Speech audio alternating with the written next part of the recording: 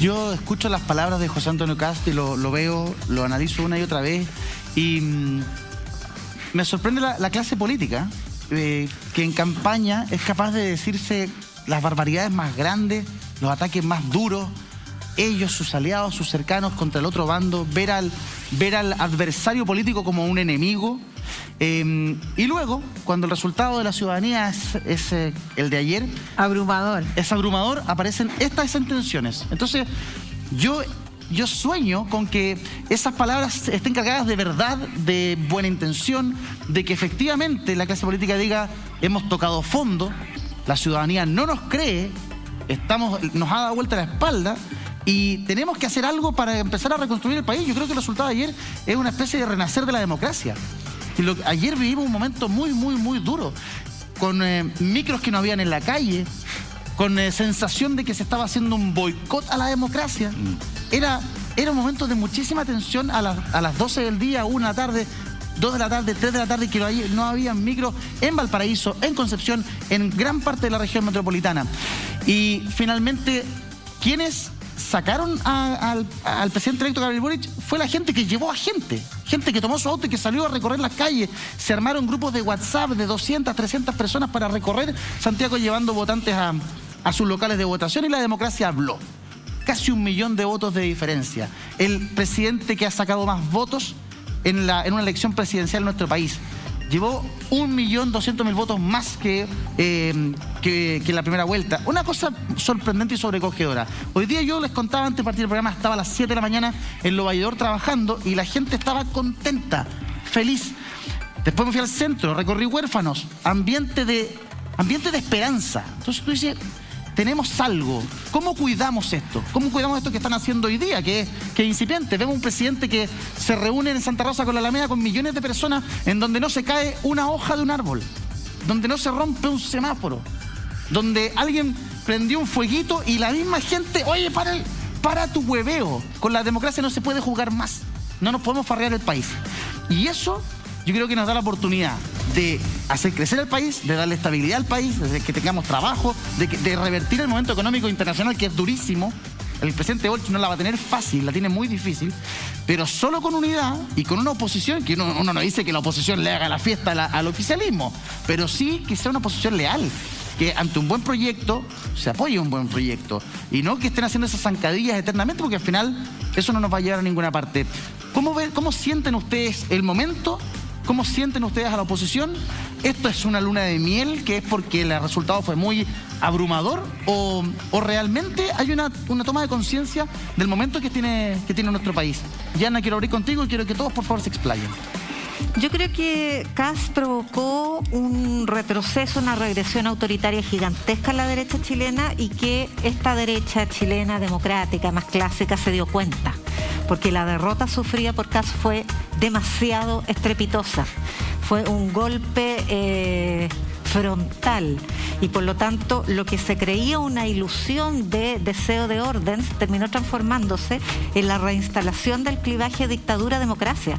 Si ese era el sentimiento de la última semana de campaña, esa era la sensación que generaba el programa de gobierno de Kast, en una regresión autoritaria, una privación de derechos fundamentales, un retroceso en valores civilizatorios de tal envergadura que yo creo que mucha gente, jóvenes y mayores, porque los jóvenes ya habían ingresado al electorado chileno en el plebiscito, probablemente volvieron ahora, pero también volvieron jóvenes que se habían replegado en las 5 elecciones anteriores, con el recuerdo de Pinochet, de la dictadura. Era tal el antagonismo entre una posibilidad de profundización democrática y esta amenaza autoritaria, con un discurso además muy odioso, muy hostil, que transformó la campaña en una odiosidad que realmente daba dolor de guata a cada foro, porque uno no sabía con qué iba a salir.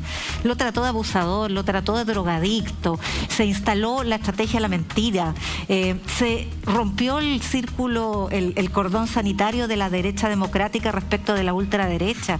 Es decir, se cometió tal cantidad de errores que yo pienso que la rearticulación articulación de la derecha va a ser dura, pero va a ser rápida. Yo creo que tomó nota y sería bueno conocer la opinión del diputado Celis en ese sentido.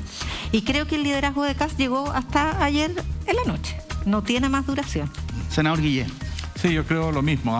Kast no representa el verdadero Chile. Si tú tomas en cuenta, por ejemplo, el plebiscito, hay dos señales.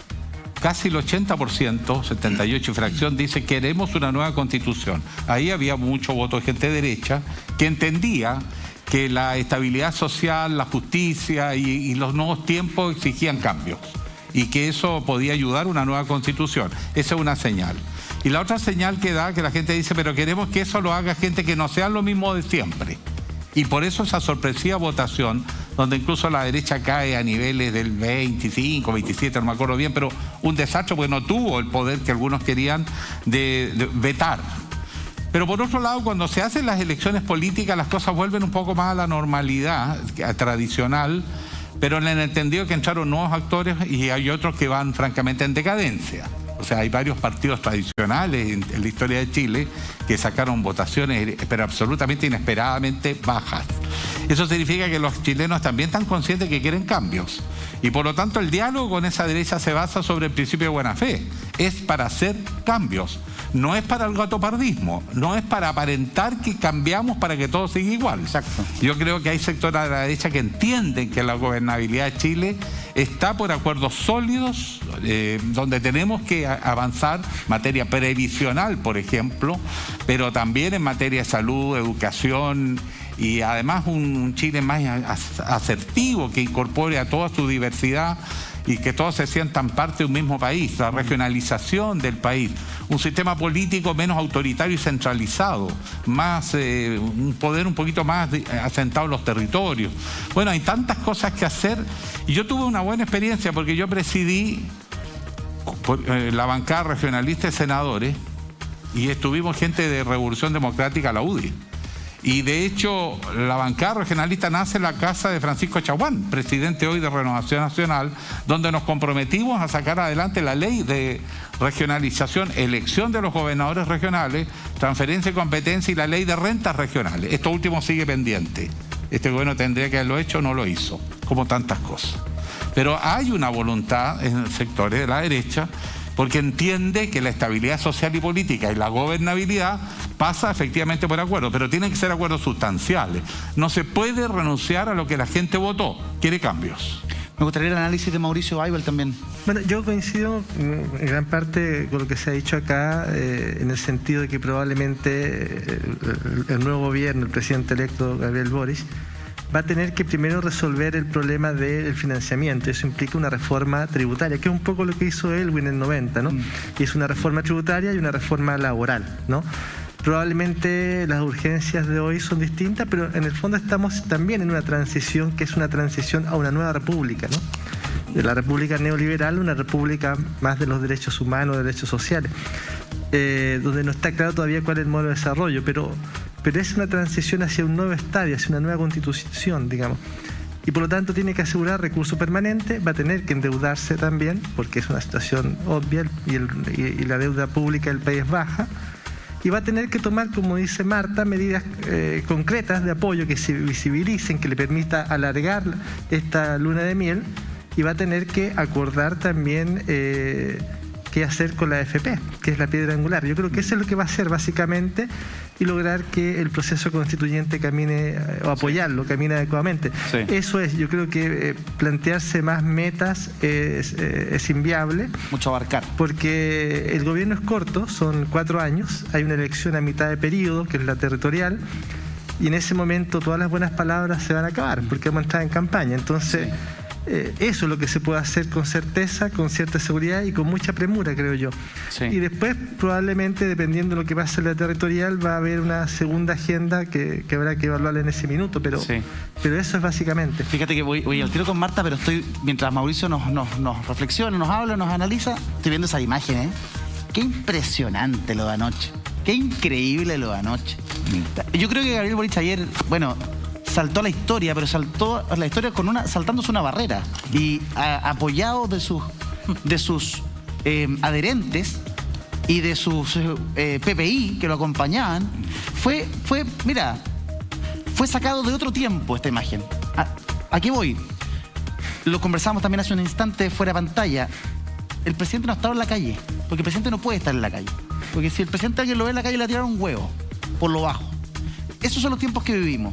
A mí no me gusta que a un presidente lo agredan, se lo merece, no tengo idea, pero no es sano para la democracia, creo.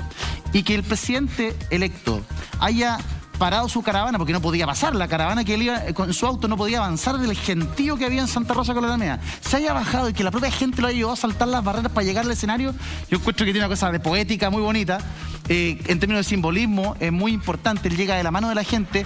Yo recuerdo cuando él asume en el Congreso su diputación, sale del acto del Congreso, sale a la Plaza de la Victoria, si no me falla la memoria, y salta una barrera.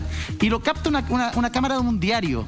Y se le critica. ¿Por qué? Porque andaba sin corbata, porque era pelo largo, porque era barbón, porque andaba saltándose las vallas papales. Bueno, de la misma forma en que se le criticó, yo creo que hoy día a él le corresponde un aplauso. Porque saltándose las barreras llega al poder. Apoyado de la gente, de la mano de la gente, y es algo que me recuerda muchísimo. Él no lo hizo, evidentemente, en el 90, Patricio Aylwin, pero es un poco la sensación de un cambio de ciclo, lo que apuntaba Mauricio. ¿Cómo lo ves tú, Marta? Mira, primero respecto de la derecha, yo creo que la derecha está destrozada. Esta abrazar al pinochetismo la destroza porque ahora tiene que recular, tiene que recuperarse y tiene que tratar de transformarse en una derecha moderna. Como he repetido toda la mañana a las radios extranjeras que han llamado, esta es la segunda vez que derrotamos al pinochetismo. Y lo derrotamos con el mismo porcentaje, el 55.9%, que fue el porcentaje del no en el plebiscito del 88. Yo creo que Chile ya no resiste que nos vuelvan a preguntar si nos gusta el pinochetismo. O sea, si la derecha no se da cuenta de que aquí hay un rechazo brutal a esa visión autoritaria, nos va a arrastrar y nos va a hacer demorar el desarrollo, porque la democracia necesita una oposición, y tú preguntabas por la unidad, necesita una oposición viva, una oposición democrática.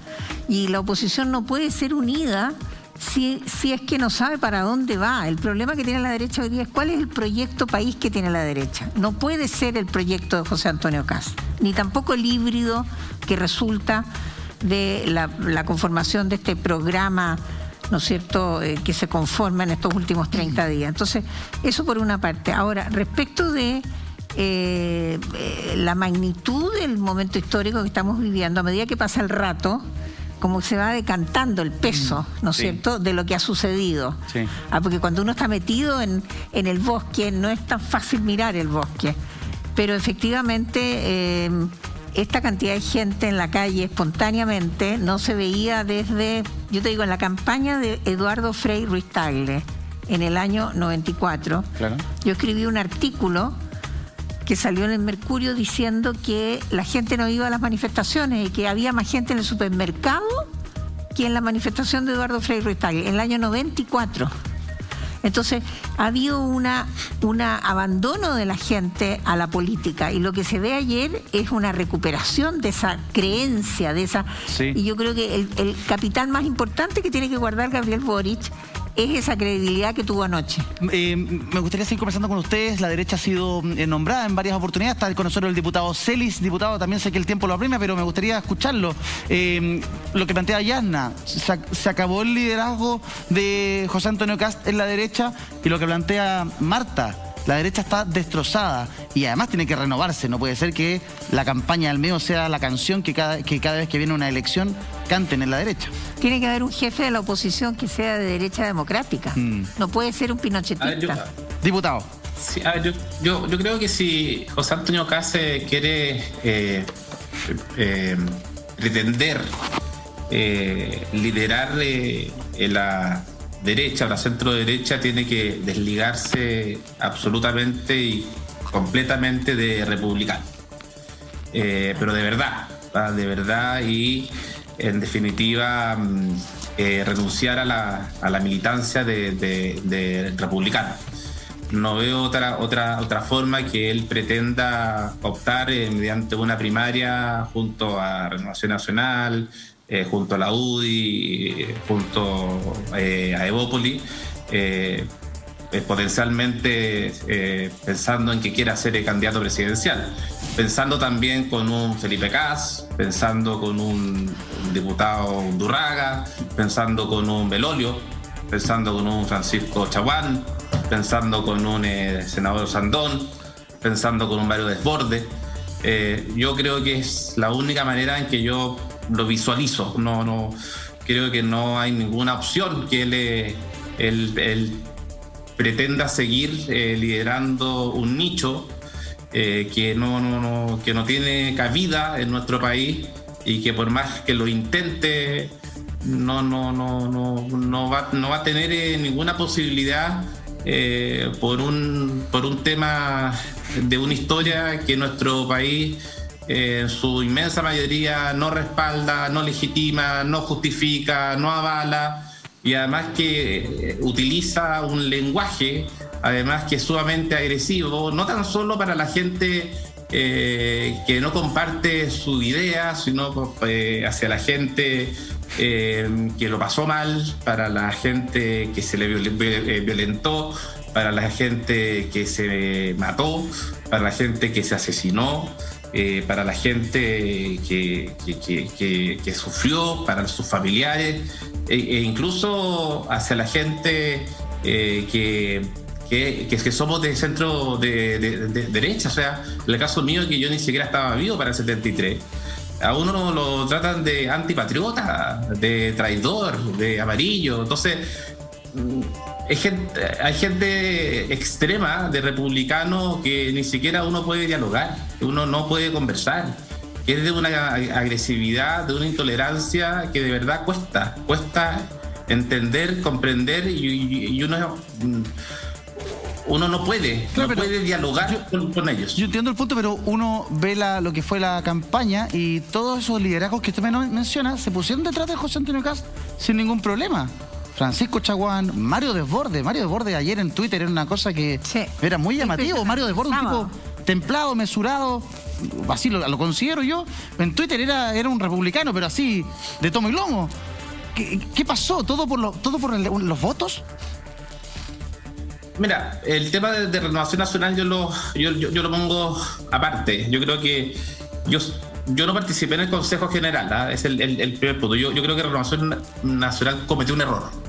Me parece que debió haber adoptado el acuerdo que hizo Evópoli, de libertad de acción. En Renovación Nacional existen posturas súper distintas. Si Renovación Nacional no hace urgentemente un congreso ideológico y toma posturas firmes respecto a lo que ocurrió en el 73, respecto a temas valóricos, respecto a temas sobre la educación, sobre temas económicos, etcétera, le va a pasar lo que ocurre con la democracia cristiana. En la democracia cristiana tú tienes hoy día, por ejemplo, un diputado como Víctor Torres, que perfectamente podría estar en el Frente Amplio, o un diputado como Silver, que podría estar perfectamente en el Frente Amplio, o a un diputado como Sabaj, que perfectamente podría estar en Renovación Nacional o en la UDI. Eso mismo está ocurriendo en Renovación Nacional. Entonces, cuando tú tienes, en cambio, por último en la UDI, son todos más o menos parecidos. En republicano, por más que hayan extremismo, son más o menos similares. Claro. Hay algunos que son más extremos que otros, pero en Renovación Nacional hay demasiados prototipos. Exacto. Y eso puede terminar finalmente con la disminución o la destrucción del partido. Yo creo que debió haber existido libertad de acción. Diputado, le mando un abrazo, le agradezco el contacto. Sé que tiene sesión ahora. Sí, y lo estarían llamando. Sesión y me multan si me sobrepaso. No, cualquier cosa, Javier Cavalín. Un abrazo, diputado, que esté bien, cuídese.